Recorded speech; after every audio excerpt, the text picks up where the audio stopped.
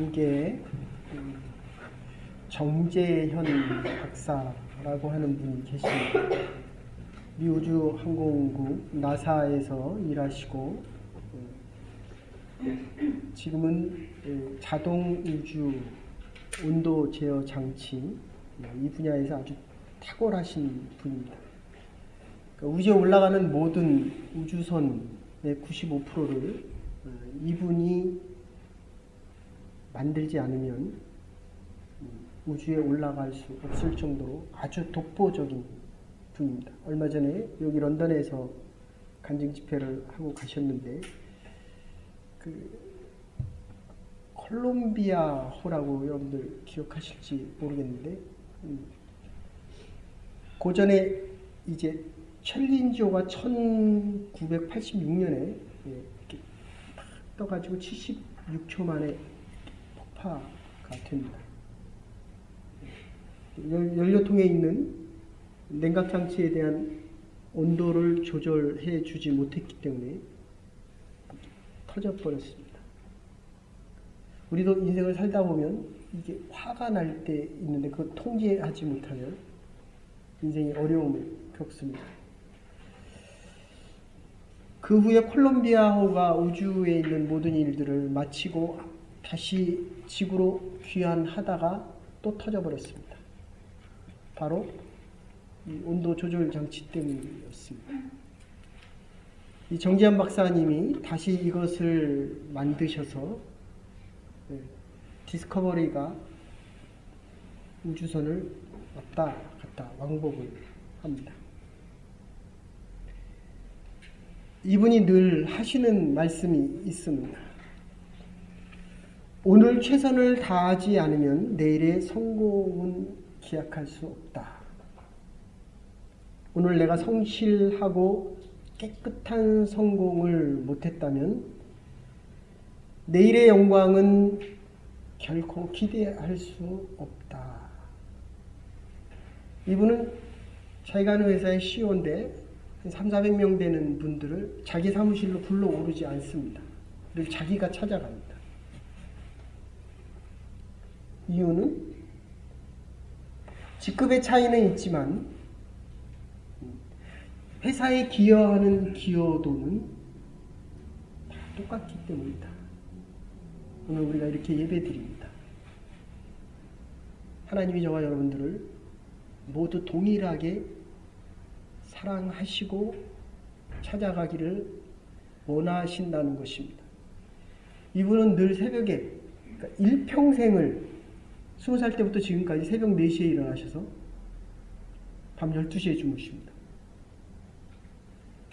하나님의 음성을 들을 때마다 하나님께서 지혜를 주셔서 한 1600개, 2000개나 되는 그 열조종 장치에 아주 필요한 그 부분들을 특허지어 일종에 가지고 살아간다. 인류 역사의 가장 위대한 과학자 이야기하면 우리가 에디슨을 얘기할 수 있습니다. 바로 뉴저지의 웨스트 오렌지라고 하는 곳에 사는데 1914년 12월 어느 날 그가 60년 동안 연구했던 그 모든 자료와 연구물들이 하루아침에 불에 타버렸습니다. 이분이 얘기하는 게 더 걸작입니다. 자기 아들한테 찰스야 어서 가서 엄마를 데려와라. 이 세상에 다시 볼 수 없는 광경을 우리가 함께 봐야 되기 때문이다. 그 잿더미를 보면서 이렇게 이야기합니다. 이 재난에는 위대한 가치와 교훈이 있어. 우리의 모든 과오는 이렇게 불타버렸어. 그 위대한 에디슨이 연구한 그 모든 연구물들을 하나님께서 다 태워버렸더니 이걸 과오라고 이야기합니다. 이제 다시 시작할 수 있게 되었어. 얼마나 멋집니까?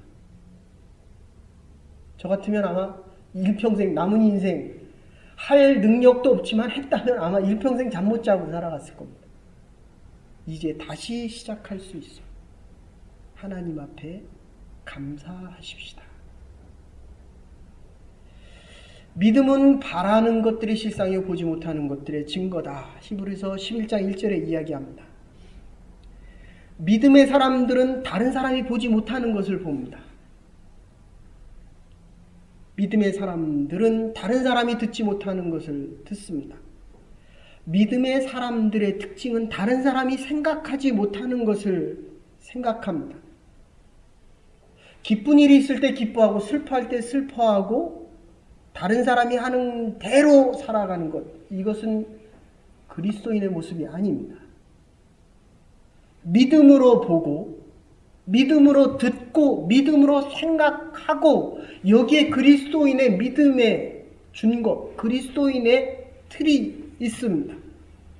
그렇기 때문에 믿음은 언제나 좀 더 깊은 것을 봅니다. 좀 더 먼 것을 바라봅니다. 현실을 보는 것, 이 겉을 보는 것이 아니라 좀 더 멀리 보여지지 않는 미래를 바라보고 살아갑니다. 이 시간에 당하는 사건만을 바라보는 것이 아니라 다음에 생길 일, 1년, 2년, 10년 저 멀리 하나님께서 우리에게 주시마 약속한 그 일들을 보며 살아가는 것.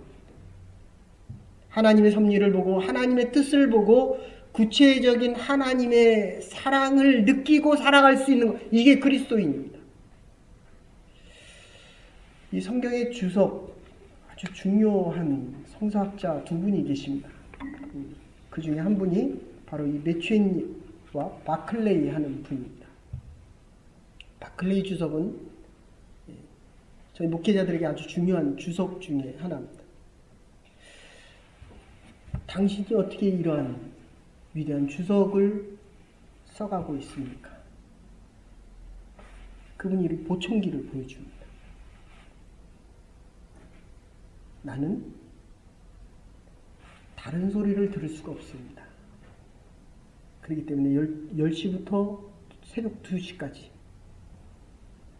다른 소리가 안 들리기 때문에 더 집중해서 성경을 연구하며 살아가기 때문입니다. 여러분, 우리가 살아가면서 남이 없는 것 때문에 마음 아파하고 불평하고 살아가십니까? 아니면 있는 것 가지고 감사하고 기뻐하며 살아가십니까? 여러분, 내 인생 속에 불행이 있다고 생각하십니까?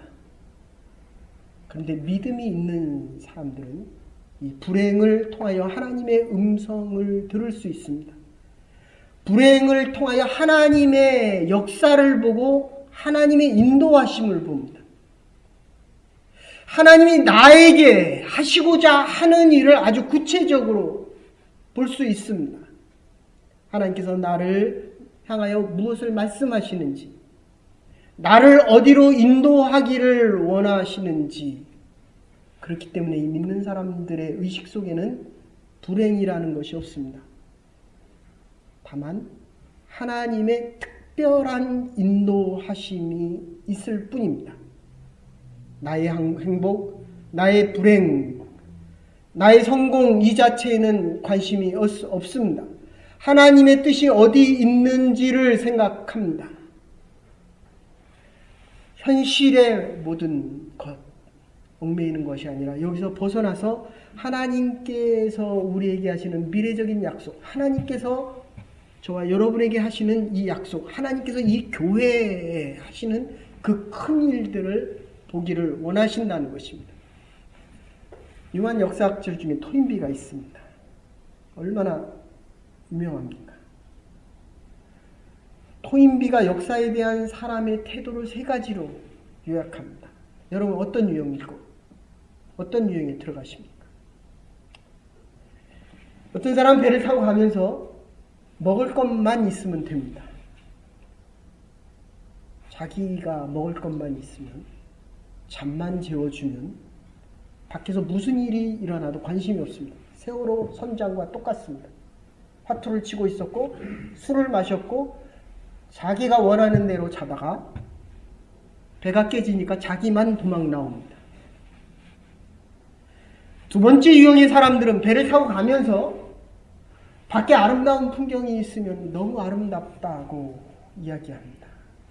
환경이 너무 좋다고 이야기합니다. 그런데 풍랑이 치고 비바람이 몰아치면 불평합니다. 하나님 왜 나를 여기다 두셨습니까? 불평합니다. 세 번째 유형의 사람은 배를 타고 가면서 이 배가 어디까지 가는지의 목적지를 확인합니다.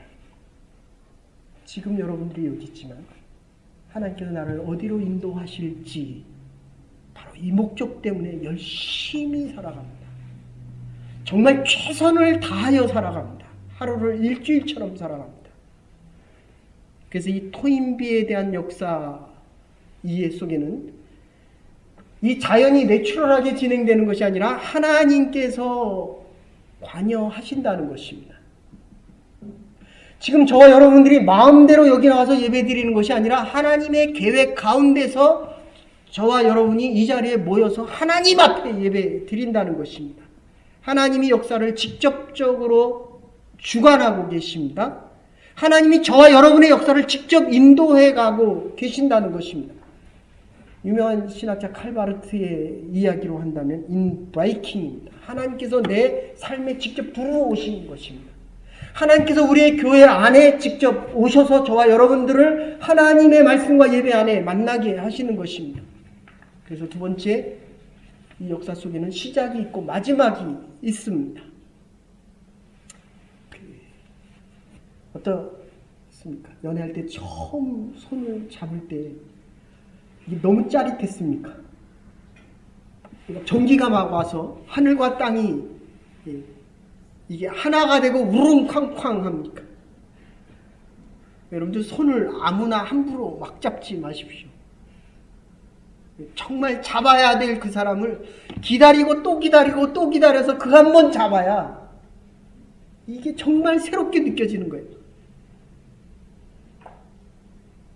그런데 두 번, 세 번, 10번, 100번 잡고 나면 그 사람이 그 사람입니다.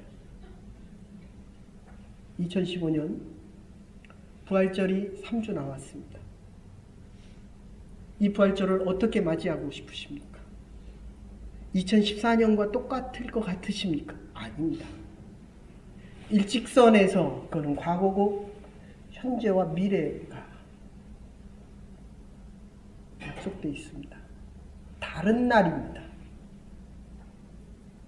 우리가 지금 지난주에 만났던 사람들을 만나는 것이 아니라 그리스도 안에 변화되어져 있는 새 사람을 만나는 것입니다. 제가 새벽 예배 드릴 때마다 정말 기대합니다. 하나님, 이분들이 똑같은 사람이 아니기를 원합니다. 아니, 똑같더라도 저는 변화되어지기를 원합니다.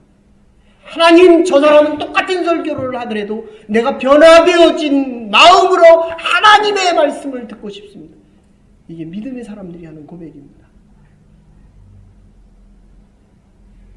똑같은 날을 살아가는 저와 여러분들이 아니라 그리스도 안에서 하나님께서 주시는 새 날과 새 시간과 새 역사를 살아가는 믿음의 사람들 되기를 주의 이름으로 축원합니다. 하나님께서 우리를 부르시는 것입니다. 여러분들 바람과 함께 사라지다의 그 마지막 기억하십니까? 내일 아침에도 태양은 떠오를 것인가? 멋있는 말 아닙니까? 내일 아침에도 하나님은 여전히 나를 사랑하고 계실 것인가? 역사의 마지막을 바라본다. 역사의 끝이 있다고 생각하는 것, 이거 철학입니다. 그러나 역사의 끝을 향하여 소망을 가지고 살아가는 사람들, 이거 하나님의 믿음의 사람들입니다. 그래서 역사 운영의 방향, 심판이 아니라 구원입니다. 이걸 구속사다. 저와 여러분들이 지금 오늘 하루하루 살아가는 것 같지만 하나님께서 새로운 계획과 구원의 섭리를 가지고 있다. 이 구속사. 우리 기독교에서 이야기하는 가장 소중한 말씀입니다. 하나님께서 하나님의 백성을 구원하기 위하여 하나님의 백성을 겸손케 하기 위해서, 하나님의 사람을 변화시키기 위해서 하나님께서 우리를 찾아오십니다. 그래서 하나님의 역사에는 우연이 없습니다. 다 필연만 있습니다. 여기 우연히 온 게 아닙니다. 우연히 불려서 온 게 아닙니다. 하나님의 계획과 섭리 속에서 지금 우리가 이 자리에 있는 필연만이 있다는 것입니다. 그럼요, 배신을 한번 당해줘요. 사람들에게 한번 손해보더라도요. 그거는 하나님께서 그 사람을 통해서, 그 환경과 통해서, 그 사건을 통해서 지금 말씀하고 계신다는 것입니다. 이게 그리스도인의 역사의식입니다. 그래서 오늘 본문에서는 지금 주님께서는 모든 것을 다 아는 그리스도인의 역사의식으로 말씀하십니다. 근데 이 제자들은 모릅니다. 도대체 무슨 말씀하냐고 또 묻고 또 묻습니다. 그리스도는 모든 것을 아시고 그리고 모든 것을 듣고 모든 것을 생각하시는데 19절에 보시면 조금 있으면 나를 보지 못하겠고 조금 있으면 나를 보리라. 십자가에 돌아가셔서 나를 못 보고 이제 다시 부활해서 부활하신 예수 그리스도, 영생체에 부활하신 예수 그리스도를 다시 보고, 그런데 주님께서는 지금 아주 초연하십니다.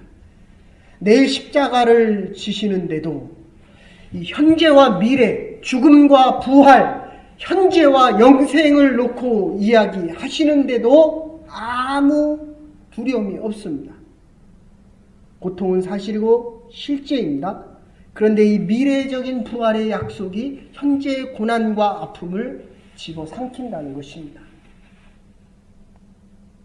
한 주간을 어떻게 보내셨습니까? 지나온 인생이 고통스러웠습니까?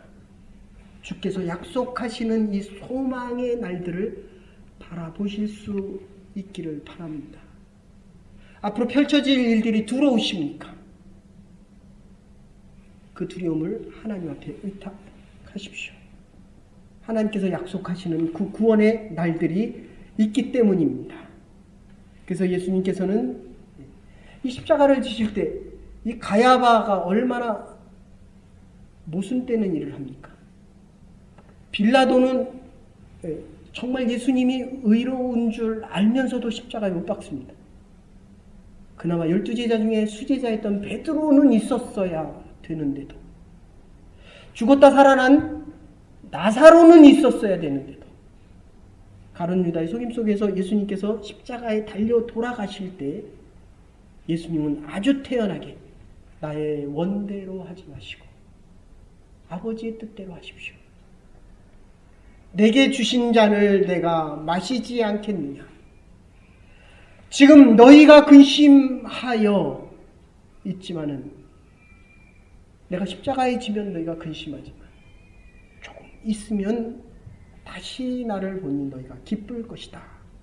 이 기쁨을 너희에게서 빼앗을 자가 아무도 없다라고 말씀하십니다. 여러분들, 결혼을 하면 아이를 그렇게 갖고 싶어 합니다. 근데 막상 아이를 가지면 또 그때부터 걱정이 늘어졌습니다. 제대로 된 아이를 낳을 수 있을까? 이 아이는 아무 문제가 없을까? 이 아이가 공부는 제대로 따라할 수 있을까? 머리가 좋을까? 얼마나 많이 걱정하는지 모릅니다. 제가 아는 그 목사님, 20몇 살에 젊은 한 24, 5세 연애하시다가, 토론토 대학 다니면서 연애하시다가 그분이 다른 분하고 결혼하니까 42까지 장가를 안 갔어요. 하나님이 내 짝을 보내주실 것이다. 그럼 누가 더 속이 탑니까? 주위에 있는 사람이 속이 더 타요. 야, 결혼이나 제대로 할 수 있을까? 근데 42에 정말 38 되는 목사님 따님하고 결혼했습니다. 주위 분들이 또 걱정합니다. 아이는 제대로 낳을 수 있을까? 아무튼 정말 아이를 낳았어요. 모든 사람들이 다 기뻐합니다. 해산하기 전까지는 그 근심하고 걱정하지만 아이를 탁 낳으니까 모든 사람들이 다 기뻐합니다. 그런데 2년 있다 아이를 또 낳았어요. 더 기뻐합니다. 그런데 그분이 암에 걸렸어요. 모든 사람들이 또 걱정합니다. 근데 이 사모님 뭐라고 얘기하시냐면, 이 아이들의 생명의 기쁨을 보면 내가 이 암에 걸린 것이 아무 문제가 되지 않습니다. 너무 천연스럽게, 너무 아이처럼, 너무 기쁨으로 얘기하니까 제가 마음에 느낀 게 참 많았습니다. 목사도 저런 믿음이 안 되는데, 근데 아이를 하나님이 또 주셨습니다. 딸, 아들. 전혀 동요가 없습니다. 왜요? 생명이 더 크기 때문에. 자기는 이제 죽어도 소원이 없다는 거예요. 하나님 이제 나를 부르신다면 이 기쁨이 더 크기 때문에 하나님의 부르심에 내가 순종하겠습니다. 주께서 말씀하십니다. 너희가 환난을 당하나 담대하라. 내가 세상을 이겼노라. 이 기쁨으로 사는 것입니다. 오늘 읽은 말씀대로 우리가 환난 중에도 즐거워하나니 이는 환난은 인내는 연단을 소망을 이루기 때문입니다. 환난 중에 기뻐할 수 있습니다. 그러게 고통을 다시 기억하지 않을 수 있습니다. 여기에 만족하는 행복이 있습니다. 여기에 믿음이 있습니다. 근심이 있으나 기쁨이 있고 고통이 있으나 소망이 더 크기 때문입니다. 저 앞에 저 깊은 곳을 바라보는 것, 이 기쁨과 감격으로 살아가는 것, 그리스도인의 기쁨입니다. 이 기쁨이 더 크다는 것입니다. 혹시 여러분들 읽으신 분 있는지 모르겠지만 이분 알렉산더라고 하는 분, 나는 천국을 보았다. 나는 죽었지만 내 영혼이 살아있다. 김영사에서 나온 책이 있습니다. 이분이 하버드 의대의 의사입니다. 뇌 전문의예요. 근데 정작 본인이 뇌막염에 빠져서 일주일 동안 죽었습니다.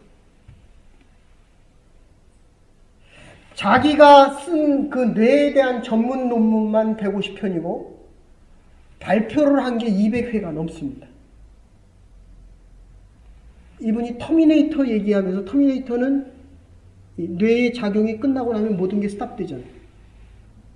심장이 멈추고 뇌가 멈추면 죽었다 이렇게 얘기했습니다. 자기는 죽었는데 이 영혼이 떠나가서 자기를 보더래요. 자기 심장도 멈췄고 이 뇌도 멈췄는데. 그래서 이분이 이 책을 썼습니다. 나는 천국을 갔다. 사람도 동물도 아닌 시간이 흐르지 않는 그 의식 그 자체가 떠 있더라는 거예요. 그런데 지금껏 보지 못한 가장 이상하고 가장 아름다운 세상 속에서 들려지는 음성이 그대를 사랑한다. 이게 하나님의 음성입니다. 영원한 생명의 소망, 부활의 영생의 소망을 살아가는 것이 그리스도인의 믿음의 고백입니다. 어떠한 고난이 있어도 이 기쁨을 우리에게서 뺏을 자가 아무도 없다는 것입니다. 우리의 당하는 이 어려움과 고난 속에서 부활의 소망을 기대하며 하나님께서 주시는 이 새로운 생명 속에서 남은 날들도 믿음으로 승리하며 하나님의 역사와 소망을 기대하는, 너희가 환난을 당하나 담대하라. 내가 세상을 이기었노라. 우리가 환난 중에도 즐거워하는 믿음의 사람들 될 수 있기를 주의 이름으로 축원합니다.